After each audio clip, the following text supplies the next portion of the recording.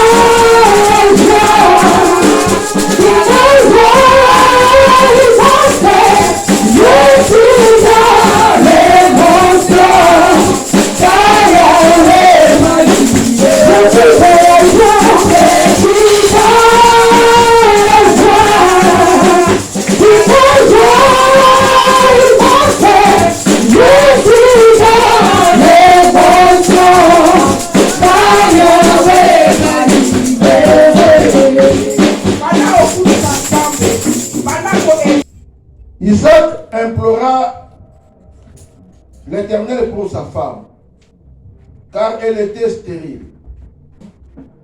Et l'Éternel l'exauça. Rebecca, sa femme, devint enceinte. Gloire. Les enfants se heurtaient dans son ventre, dans son sein. Et elle dit, s'il en est ainsi, pourquoi suis-je enceinte? Elle alla consulter l'Éternel. Elle alla consulter L'Éternel. Que Dieu soit loué. Amen. Et l'Éternel lui dit, deux nations sont dans ton ventre.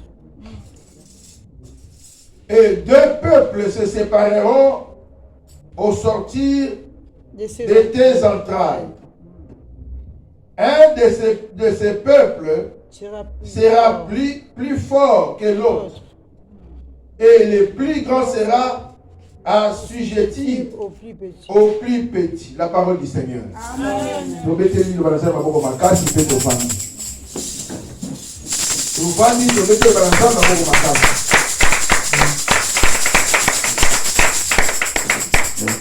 Bien-aimé, sur les origines et la naissance. Amen. Amen. Les origines. Les origines et la naissance. Vous comprenez ce que là? Amen. Bon, on a besoin comme la pasteur, mais bon, ça dit thème, c'est de la gagne. Il y a un matin à Nyonso, il y a un chien, il y a un matin à Nyonso, il y a un thème, il y a un mois. Amen. Les origines et la naissance. Kobandela ya Nyonso, pe kobotama. Amen. Amen. Bien aimé Yoka. Et quand on dit qu'on a la Bible, la kisibiso. Kobotama ya bana mibale. Bana oyo bazalaki ba jimo. Maman na bango komona ezalaki Rebecca. Rebecca ezalaki stérile. mobali na ye Isaac ake kobela Nzambe. Isaac ake kosambela Nzambe. Alobi Seigneur, est-ce que kopesa mwasi nanga mabota? Nazolinga nemisa mutu moko azoyoka nga. Que Nzambe azala capable ya korépondre la situation nyonso oyo mutu azovivre. Nabi peu importe le problème. Bien mais mutu atali na Nzambe, mutu wana ayokisamaka soni te. Yes, yes. Nzambe ayaka na secours ya bao bazobelela ye. Amen. Amen. Nzambe ayoki Isaac, Rebeka akomi na zemi. Ayoki bazobunda na kati na ebana bazobunda na kati. Rebeka zaki na kimia te. Alors non, non, non, non, non. Mais pourquoi la vie zemi? Ah. Amen. Amen. Bon, tous ceux qui vont répondre à ma bouche. Amen. Rebecca a quelque chose de Nzambe. A dit Seigneur, qu'est-ce qui se passe? Nazoyo kabitumba na kati yao, eza nini? Yesu Nzambe alobi na ye. Alobi mama, ozana bana mibale na kati na yo. Amen. Amen. Bana wana baza ya mibali. Bazo représenter deux nations. Bikolo mibale. Bazo représenter deux peuples. Nzambe abandi koyebisa Rebeka. Amen. Amen. Alors na origine ya bana wana, na origine esika bauti. Leki ya kozala mukolo, leki ya kozala munene plutôt koleka yaya. Na bandeli koloba. Nzambe abandi koyebisa Rebeka lobi na ye na origine na bango. Parce que le problème est de l'origine de la naissance. Amen. Amen. Alors, l'origine est si kabauti. Leka bozala munene koleka yaya. Veut dire leki a kozala na bo kontilikolo ya yaya. Amen. Amen. Natanga bien. Et tant que bana wana babotami. Yaya komoni zaki Esaú, leki komoni zaki Jacob. Tangu bazo bima, bilobi bitumba, d'abord bitumba, na mpona kobima. Oh Seigneur. Bazo bunda pona kobima, bazo wela kobima. Yaya bili boso Esaú. Tangu yaya azo bima, leki azo landa na sima na ye akangiye na talon. Est-ce que vous comprenez? Bana bazo landana. Oyo asimbi talon. Akangiye na talon. Donc alaki abenda ye. Azo kise na kati. Amen. Amen. Mais il ça bimi déjà. Oya so ka so ça quitté. Bon, tobi. Nzoka ni na origine na bango. Il fallait que oya ko manasima yenda za la munene koneko zo maliboso. Amen. Amen. Bien aimé, nazo lingalekisa mutu moko azoyoka ngao. Que destinée ya vie ya mutu eza lié na naissance te, mais eza lié na origine. Ah. Badeli koloba. Nalobi qu'on réussit na destinée ya vie eza lié na naissance te, mais eza lié na origine. Bana bakoza na bapasa. Bakoza mibale na libumu moko. Amen. Amen. Mais au moins la vie de bakoza na ndenge moko te. Bakoza na différent. Bakoza na 12 na famille na bino. Mais au moins na 12 personnes différentes. Amen. Amen. Mutam koza la façon na ina lolenge na ye ya kozalela. Est-ce que c'est vous pouvez comprendre ça? Yes. Amen. Amen.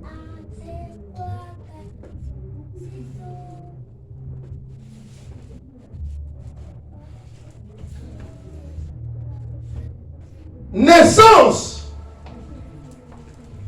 et ça a lié la destinée y a vie à mututé.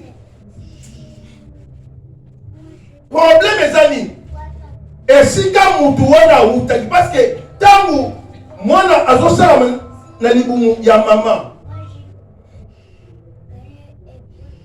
Bosana ngai? Amen. Tant mwana asalamaka na libumu ya mama, même mama ye moko ayebaka te makambo oyo esalamaka ndenge nini.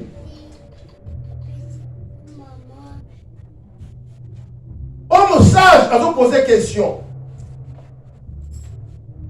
Église chapitre 11, verset 5. Non, on t'a vite fait. Amen. Amen.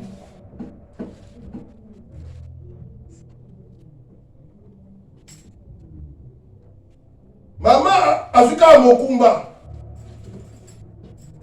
Mais ndenge misisa ezosanga na kati ya libumu ayebi te. Ndenge miku esanga na kati ya libumu ya ayebi te. Amen. Amen. Nazolinga nayebisa mutu moko azoyoka ngao. Ke Nzambe akelaka na yebi so te. Nzambe akelaka Adam na Eve.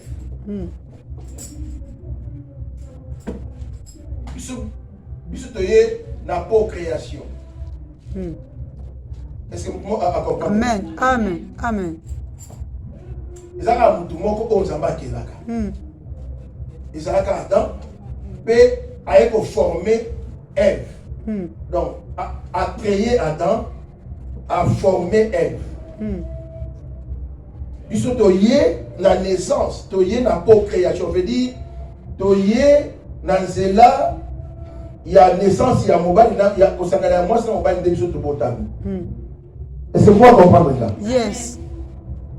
Si quoi avant toya toutaka quelque part, bien aimé, eza na place moko o toutaka avant tokoma na libumu ya maman, avant poto botama, veut dire place o toutaka wana poto ya na libumu, eza ne place wana esika oyo nyonso ezalaka lié na vie na biso sur la terre. Amen. Yango moni bana mibale kaka libumu bazobunda mais Nzambe sa lobi alobi na origine na bango esika bauti déjà ese bongamaki ke moko akozala monene koleka mosusu. Amen. Amen. Nazokeli koloba bien aimé, naissance eza lié na destin via mutu te, mais problème ezali origine ya mutu. Avant yo botama ozalaki wapi, outaki wapi, eza nde kuna place makambo nyonso ezobanda. Nzambe yebisi Jérémie avant yo botama, Jérémie avant ya bavant nyonso nga napolaki yo. Amen. Amen. Déjà nataki yo prophète avant ya avant Jérémie ngasi na pona yo. Veut dire tant Jérémie azobotama, Jérémie na naissance na ye eza de l'autre côté, mais Jérémie destiné eza lié na origine. Yes. Yes. Jacob azo régner likolo ya Esaü. Te pour botamaki maman moko papa moko, mais pour origine et le bail qu'il faut Jacob azala munene. Par là, nous allons comprendre que ça likambu ya étoile. Bien aimé, étoile, et ça n'a différent. Na kati ya famille, on va te même 10. Bon, on a 10 dans la famille, mais nous avons na étoile na ye. Or, étoile est alliée na destinée ya vie à mutu. Amen. Amen. Étoile ya vie à mutu. Et ça lié na destinée ya vie na ye. Donc, ce qui mutu azalaki grand na origine na ye. Dans ma botami, à mon vivre paix grandeur. Amen. Vous comprenez là? Amen. Mais ce qui a origine na ye, azalaki grandeur, bien aimé sur la terre, à ko bunda ko manzoto, à ko tika na le les Esaü. Pour prophétie et c'est le bas. Pour origine et c'est déterminant que y a kozalaka na se ya leki na ye. Amen. Donc on dit ba mage. Tant ba mage, ba mona ba étoile likolo. Ba mona ba étoile moko différent na ba étoile nyonso.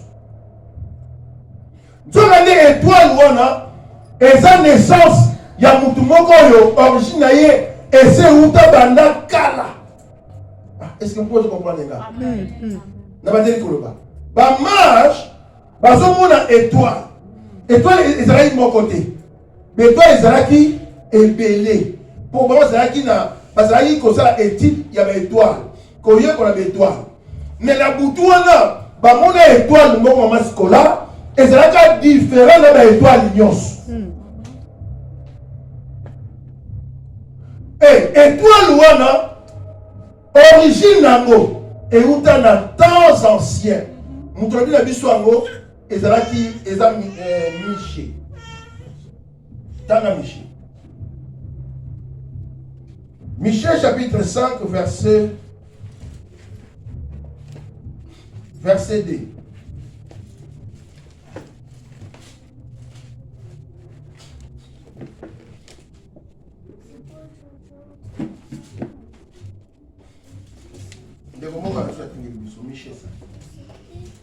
L'origine est par ta naissance.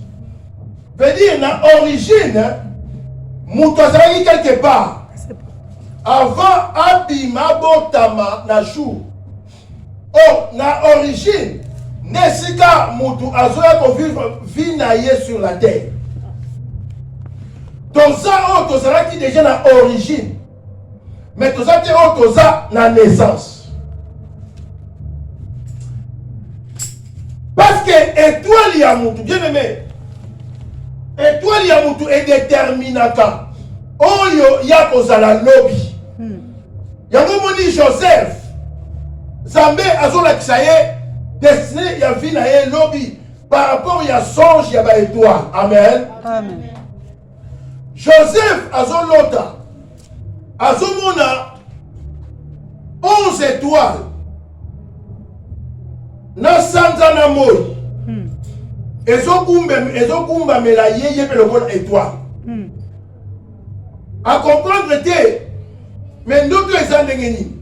Tango alamuki na tongo ayebi pa na papa nazwi su ndoto mbalo na moi su étoile ngai na telemi ba étoile 11 ekumbami na sanza na moi.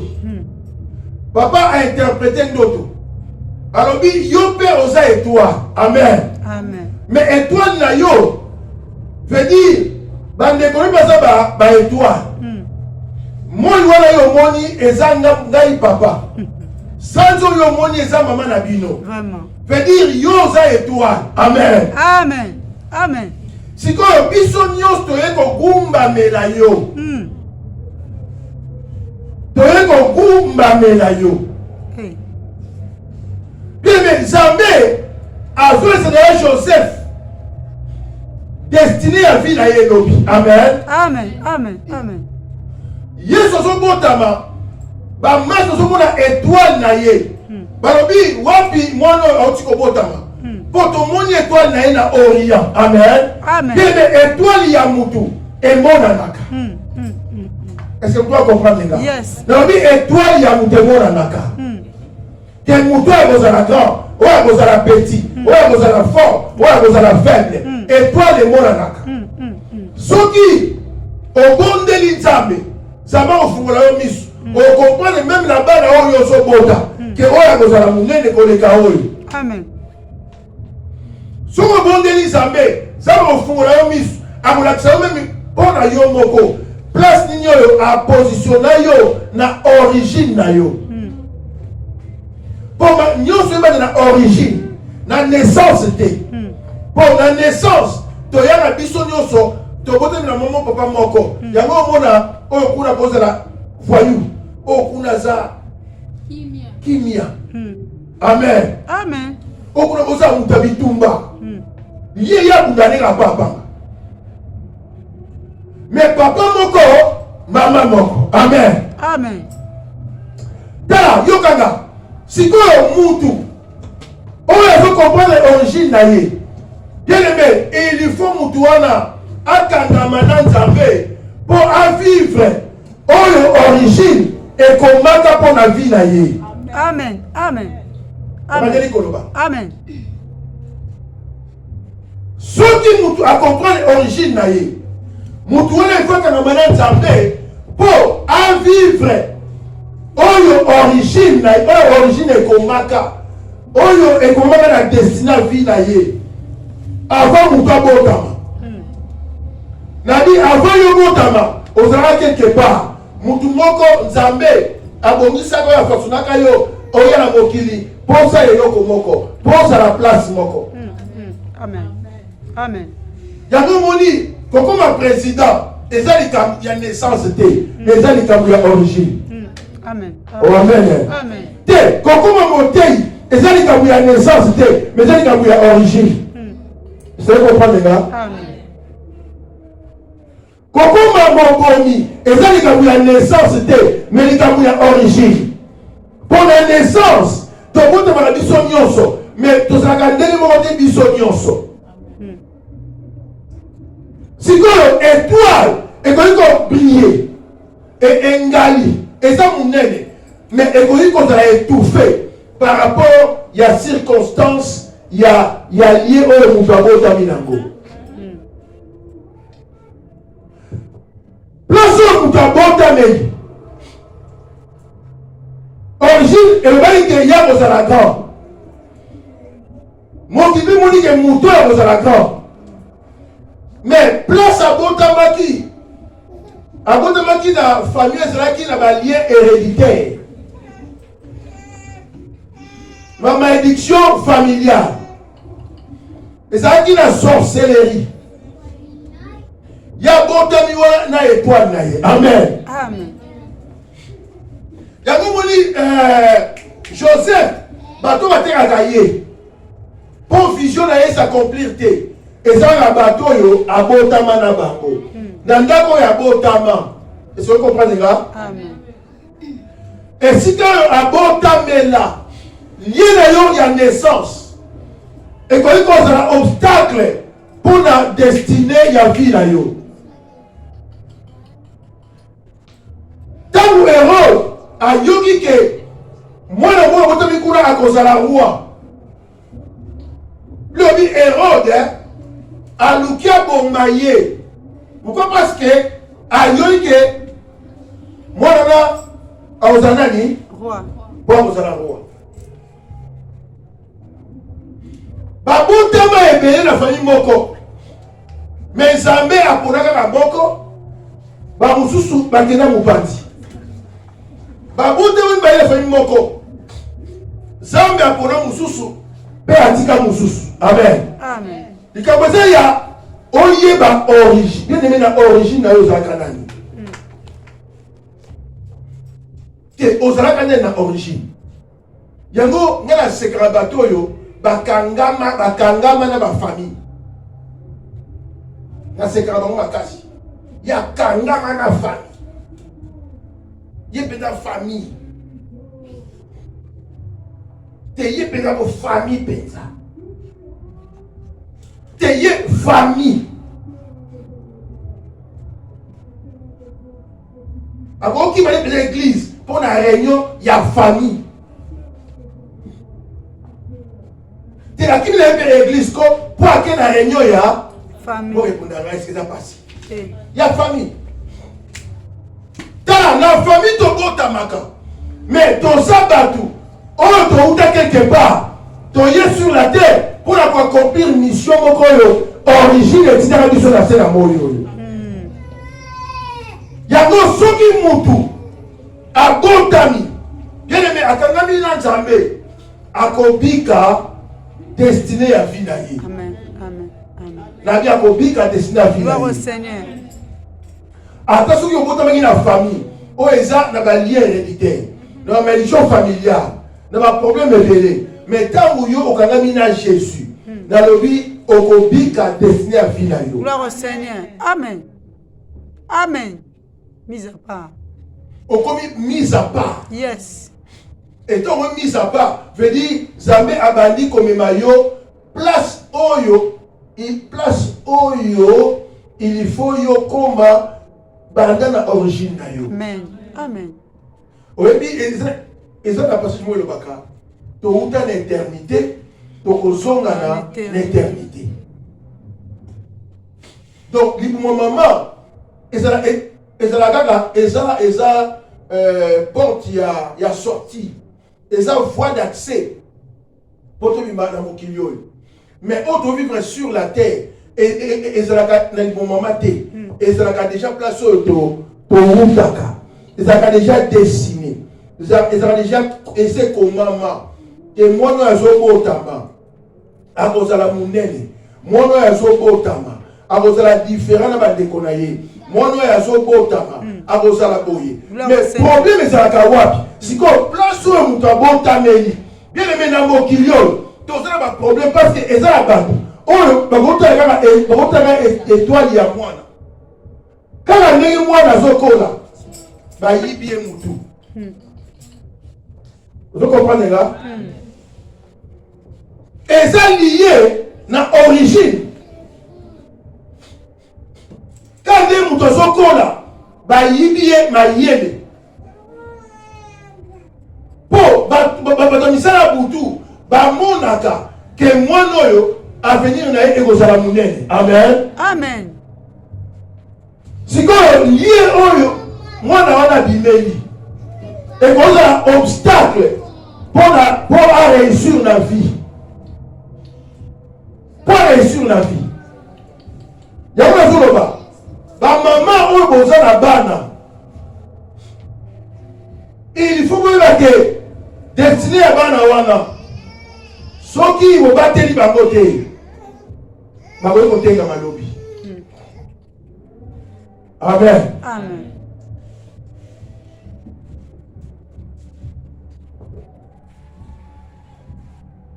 Bien mais ezala batu babotama na ba étoile makasi. Mais kindoki ya famille étouffa yango. Babotama na ba yele na classe. Mais basuka nulle part. Babotama na batu minene. Mais bakenda nulle part. Parce que mon kilina bakamulango, circonstance, na endroit, milieu, et étouffant dans l'étoile na bango. Imaginez, aux autres dans la famille, et c'est déjà dans la loi établie. La loi établie et zo ganga. Si vous avez une étoile, il faut percer la loi établie. Et ça a une intervention à Zambé pour nous toi qui va. Amen. Amen. Yango moni Joseph. Attaque ba okanga Joseph. Ba okomayete. Pour Joseph, akanga mana Zambé. Amen. Amen. Amen. Le pour Joseph akanga mana Zambé. Zamba sima Joseph. Amen. Il faut noto ya Joseph et Kofisama. Amen. Amen. Non, il faut étoile ya Joseph et prier quelque part. Amen. Non, il faut quelque part. Où est comment maintenant l'origine? Et là, dans Zoto, il y a Joseph. Yes. Yes. Te, bakomaïte. Moi, on dit, ande ko na biso. Ba propre frère na yi. Yango, yo na famille. Félicitations. Donc, ça va péter. Ba propre frère na yi. Ba ça li complot. Pourquoi ba mona ki étoile naïe pour bango baba fuka melaki. Parce que Joseph pe azoe banaïte que étoile lango ezandenga. Oya kozala munene. O fami mobimba ekotalela ezandenga. O na mama na papa na bandeko ogumba mela ezanga ye ya kote. Ndenge pe yo ta mususu oyeba te ke ezanga ndeyo. Oyeba te. Amen. Yes. Te oyeba te. Ce que les gens bien aimé, Joseph, bateki yao, bateki yekuna, akanga bika kananta. Zambé a continué un parcours, il y a grandeur, il y a destin vinaïe. Amen. Amen. correction na vie na yo. Eza lié te na famille oyo yo botami nango. Nandanga bien. Obotama na famille pauvre. Mais yo bimika na famille wana. Amen. Pour origine et c'est qu'on a qu'à bon que yo ozala grand. Amen. Yako ko riketati na famille oyo yo botama te. Et ça va dire oyo obimela na mokili. Mais yo ozala différent. Na batu nyonso ya famille là parce que yo yé pour ça la différence. Amen. Bakote la yo boyo eza différent na bango. Amen. Amen. Bakoluka yo boyo différent na bango. Amen. Babengi yo te batunda yo. Yes. Gloire au Seigneur. On comprend les gars? Yes. Vous avez une décision te? Te, vous êtes là, to yo kaye. Na bi ko riketaka te. Obotama na famille pauvre, problème ezate. Mais yo za étoile. Amen. Yes, yes, yes. Na origine ezaki nde yo. Yes. Na bi ezaki yo. Amen. Na bi ezaki yo. Amen. Na bi ezaki yo. Yes. Yes. Est-ce qu'on comprend ezaki yo? Yes. Yes. Gloire. Bien aimé Joseph a été comment? En sécurité. A vu problème na moi aussi il y a Potiphar. Mais tout qui s'attend. Il y a beaucoup de fois, ma camoufle coûte à un comme ça à la montagne. Gloire au Seigneur. Vous comprenez? Gloire au Seigneur. Pour Zambé, à côté de vous avez parcours naïe dans ma difficulté. Pour maintenant Zambé est ça compliqué. Non, il y a comprendre. Dans le baraboy. Celui Joseph Azali n'a pas biso lelo. Bato combat, bengai ba pesa un combo, il y a des monini. Joseph n'a pas biso lelo. Ba de connaît propre. Ba ça ba boyi. Ba de connaît propre ba teki. Akende boyi likamela ndieko. Akende boyi likamu koto. Vous avez fait un problème. Mais quoi, Bani? Il y a une famille qui est dissoute. Si on a besoin de combo, il y a des démons. Il ne va pas passer combat des démons. Et maman Sarah. Hein? Mais on ne va pas passer combo parce que. Des démons. On ne va pas passer combo les faiseurs de songes. Ouais. On a écouté.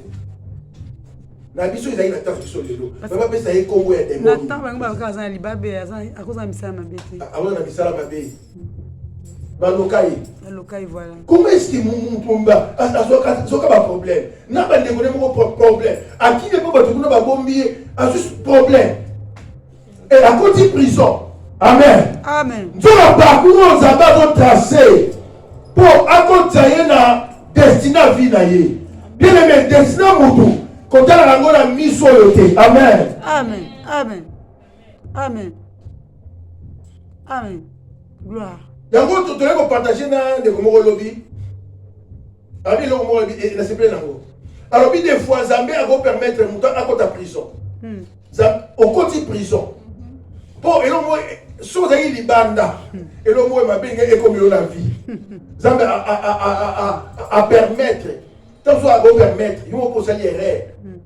Battu na prison pour abomba yo so makambwane leki zamba bimisi yo tala les bantina nzambe za compliqué za bizarre yango mwana nzambe bien aimé alelaka kate atala ndenge nzambe aotambusa ye amen Seigneur alléluia alléluia atanga mangana nzambe malgré ba problème ba difficulté gloire au Seigneur. Joseph na prison, mais ça va préparer. Il faut étoile doit les ganga. D'autres il faut kokisama. Il faut 11 étoiles. Na il faut fou kamelaye. Yes. Le col est comme maka banana origine Joseph Apikango. Amen. Amen. Bien aimé Jésus, le col est comme maka banana origine il faut esalama. Ata héros, akomabana mike, mais Yesu akufate. Amen. Yesu akufate. Akufate. Aokima na Afrique. Zamba bombiye. Pourtant, héros na okufa zonga aya ko régner. Yes. Yango na zoli ngale sa mutu mona après midi lelo. Mitala na lufina yo. Na origine okai ko sala nani. Est-ce que Osama okelama pour régner? Est-ce que okelama pour dominer?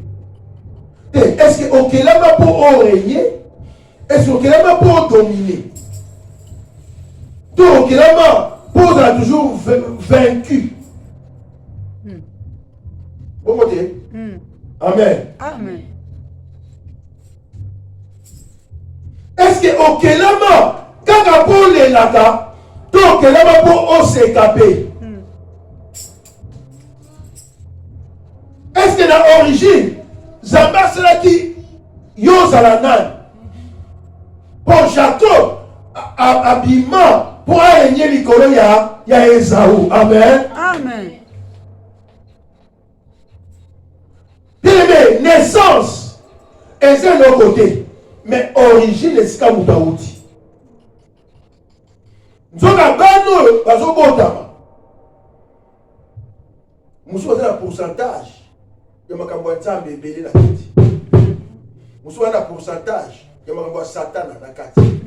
Ebele. Donc ban bazobota bako otsobota. Na biso mo ndenge nde tosokola.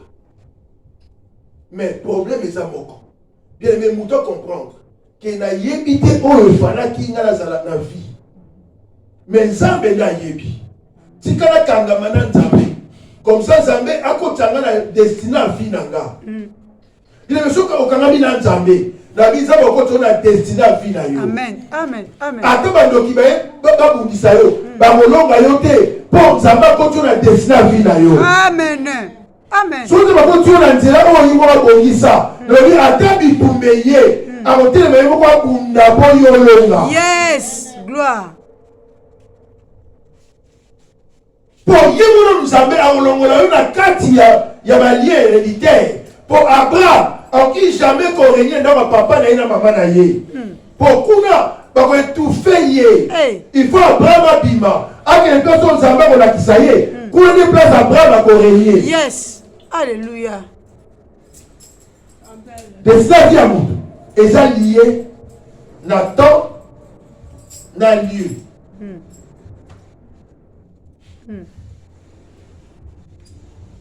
Nyonso ils ont tracé. Bien mais nyonso ils ont tracé. Au lieu de fois biso mo bato. To sala na makasi na biso. To luka na ndenge na biso. To sala ba effort na biso. Mais tika na yebisa yo. Oyo Nzambe et ça traça. Et donc ce qui Nzambe a commission wana lobi c'est la bénédiction de l'Éternel qui enrichit. Et ne se fait suivre d'aucun chagrin.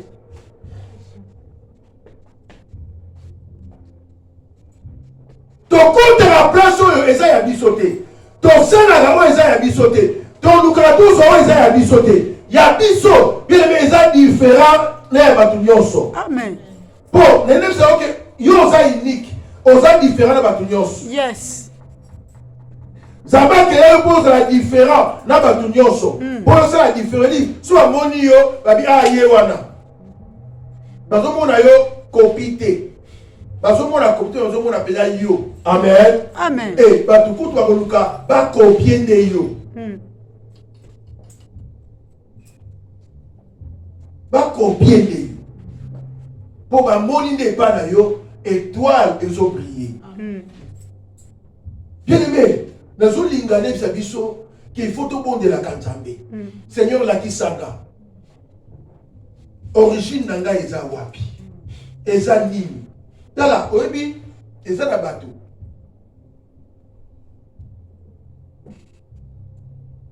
Bateau mususu, ba vivra na sa moyo. Ba mona bevenant mususu na vie. Soit à mon événement, on dirait que c'est un événement. Vous comprenez, là? Batouana Bazana Mouki. Nabadeli Koloba. Beaucoup de fois, oh, journée, on dit que c'est un journée. Donc, vous avez dit journée, on dit que c'est un journée. Mais quand vous avez on dit que c'est un journée. Batouana Bazana Mouki. Amen. Amen. Amen. Amen. Batouana origine na bango euta na temps ancien. Origine na bango euta musika. Verset ngo échappé ngai na zo dukango ekimi ngai. Origine ya batouana euta musika.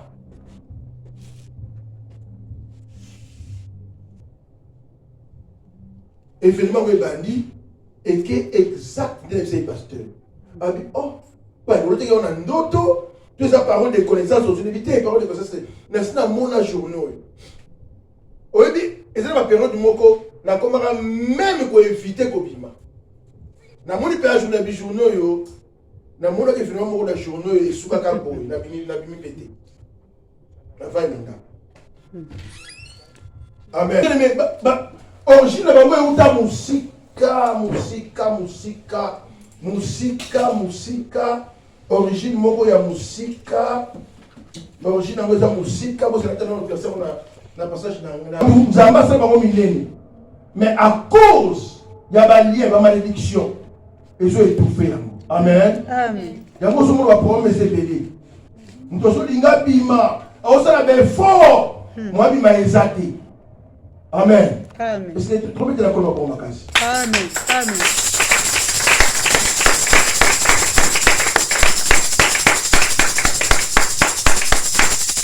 Quel est votre famille?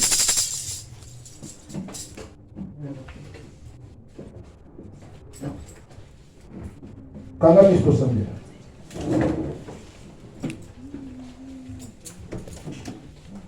Na kombo na Yesu Masiya. Na kombo na Yesu Masiya.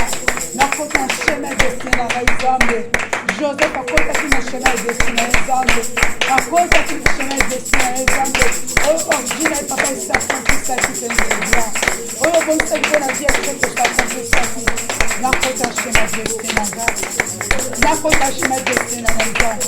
Oyo bonse ki na dia na Père éternel. Ekokisama. Ekokisama Seigneur. À cause de Congo na Yosa. À cause de Congo na Yosa. Toi qui es du Seigneur, quiconque invoquera le nom du Seigneur Jésus-Christ sera sauvé, Seigneur. Fais la cause de ton nom, papa. Au nom de Jésus-Christ de Nazareth. Fais-le à cause de ton nom, Seigneur. Fais-le à cause de ton nom, Seigneur. Là où on a pas ta chemin, tu es destiné à Nzambe. Jacob a le quatre chemin destiné à Nzambe. Bon, je n'ai pas pas bon la vie à Jacob. Peu importe le moment Jacob a le Kisaki. Peu importe le moment Jacob a le Kisaki. Zambalola. Hey, yawakuta na kina Nzambe. Osala qui est à la grande. Bébisi que nous sommes katika kimirembo. Ochanja qui est comme Père éternel. Ozana bomo. Ozana Nzambe. Rekobera yo Père éternel. Peu importe Seigneur. Akabe kuma kalabina ngai Nzambe. Dole na kota na chemin destin na na vanda na chemin destin na simba na kuna Père éternel. Et na kombo na Yesu Christ. Et na kombo na Yesu. Yoka. Bon, je ne connais pas qui ça na Yoka. Na kombo na Yesu Christ. Vous avez besoin ya Nzambe. Alléluia. Pour oyebite oyo salamaka na entourage na yo. Oyebite oyo bandoki bazomona na vie ya bana na yo. Oyo bandoki bazomona na vie na yo na destinée na yo yebi yango te. Bato babanda malamu basuka mabe po mokili et empêcher bango ba avancer. Nzokani na origine bato wana bautaki bayaki na se po balonga. Mais à cause de la malédiction familiale, à cause de la bato mabe ya mokili oyo, bien aimé ba étoile les a étouffés. Ba étoile les a étouffés, ba vie ya bato les a étouffés. Loba na Nzambe akota bitumba vie na yo. Loba na Nzambe alongisa yo. yoza la molongi olonga na sela moto woni le para tona ko bondela bondele para ngere mala ko na nzambe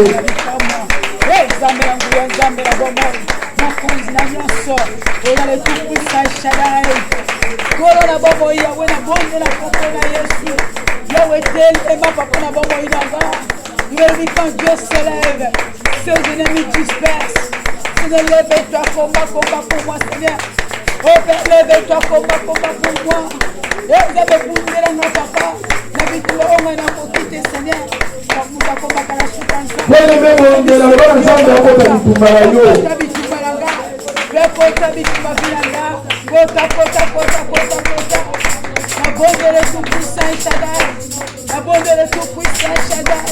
Oh, Nzamba lo biko na Nzamba bomo inanga.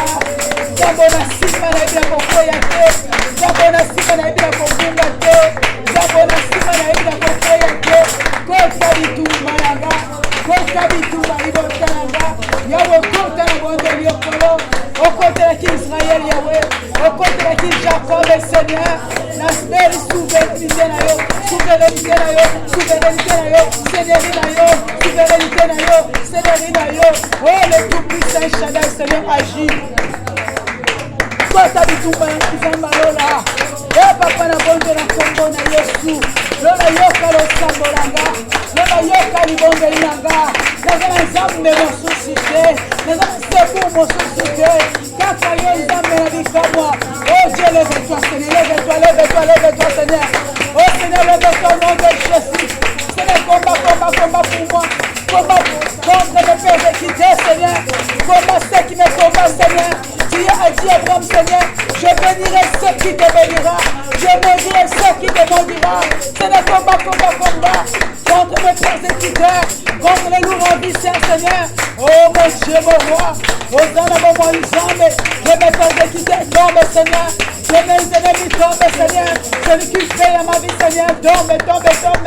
Au nom de Jésus.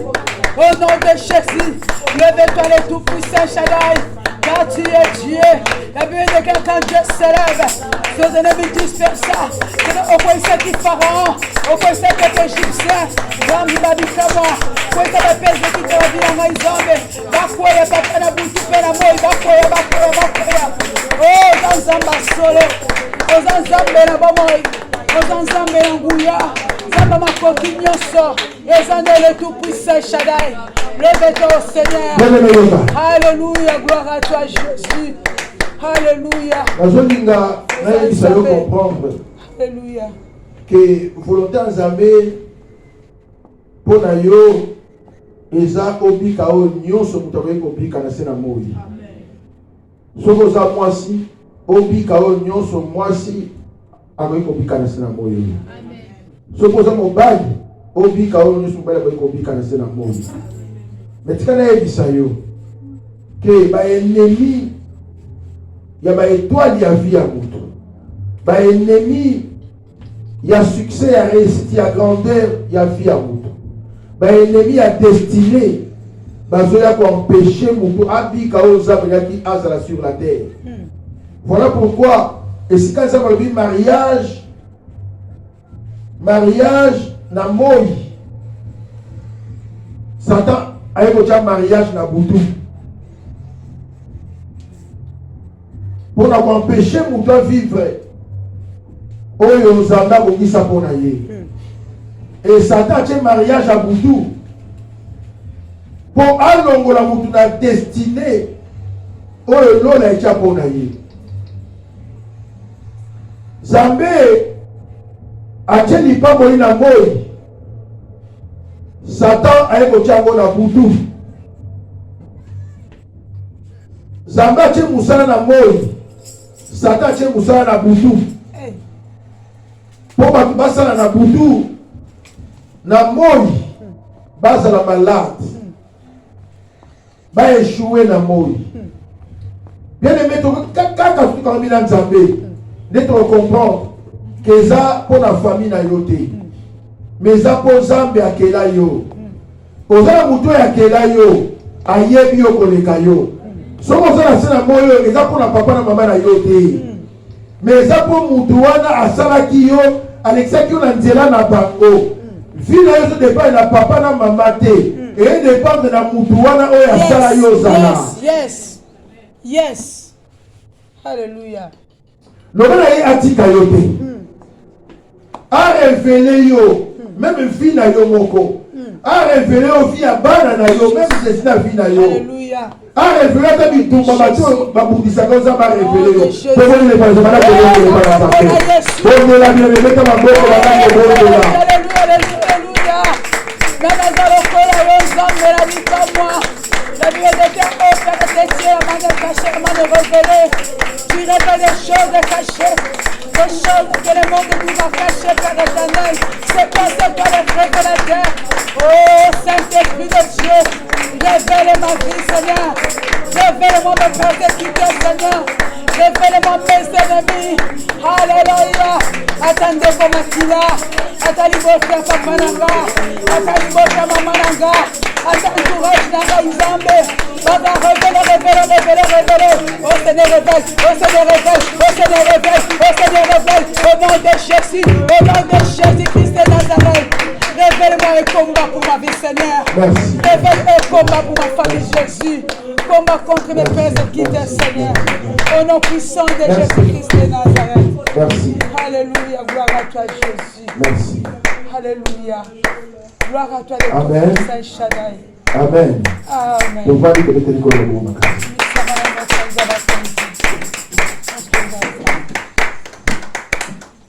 Amen.